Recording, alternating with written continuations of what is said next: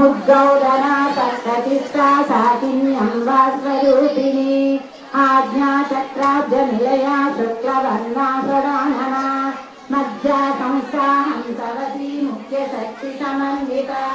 हरिद्रामैकरसिका हाकिनी रूपधारिणी सहस्रदलपद्मस्था सर्ववर्णोपशोभिता सर्वायुधधरा शुक्लसंस्थिता सर्वतोमुखी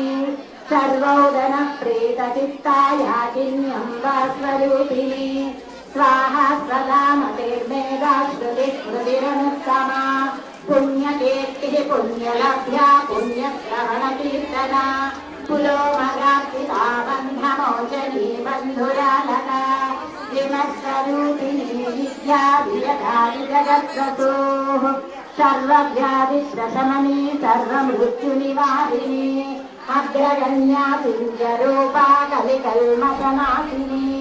कात्यायनी कालहन्त्रे कमलाक्षनिषेविता ताम्बूलपूरितमुखी दारिणी कुसुमप्रभा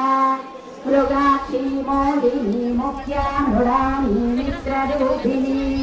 नित्यतृप्ता भक्तनी नियन्त्री निखिलेश्वरी मैत्र्यादिवासना लभ्या महाप्रलयसाक्षिणी पराशक्ति परानिष्ठा प्रज्ञानगणरूपिणी माद्रीपाणलसामत्ता मातृकावर्णरूपिणी महाकैलासनिलया मृणालमृदुदोलता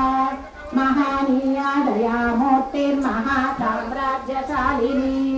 आत्मविद्या महाविद्या श्रीविद्या कामसेविता श्री षोडशाक्षरी विद्या त्रिकोटा कामकोटिका कमला कोटिसेविता शिरस्थिता चन्द्रनिभा पालस्तेन्द्रधनुप्रभा हृदयस्कार विप्रख्या त्रिकोणान्तरदीपिका दाक्षायणी दैत्यहन्त्री दक्षयज्ञविनाशिनी दरान्दोलितदीर्घाक्षी दरहासोज्ज्वलन्मुखी गुरुमूर्तिर्गुणनिधि गोमाता गुहजन्मभू देवे श्रीगन्धनिधिष्ठा दहराकाशरूपिणी प्रतिपन्मुख्यराकान्ता तिथिमण्डलपूजिता कलात्मिका कलानाथा काव्यालापविनोदिनी सचामररमावाणी सव्यदक्षिणसेविता आदिशक्तिरमेयात्मा परमा पावनाकृतिः अनेककोटिब्रह्माण्ड जननी दिव्यविग्रहा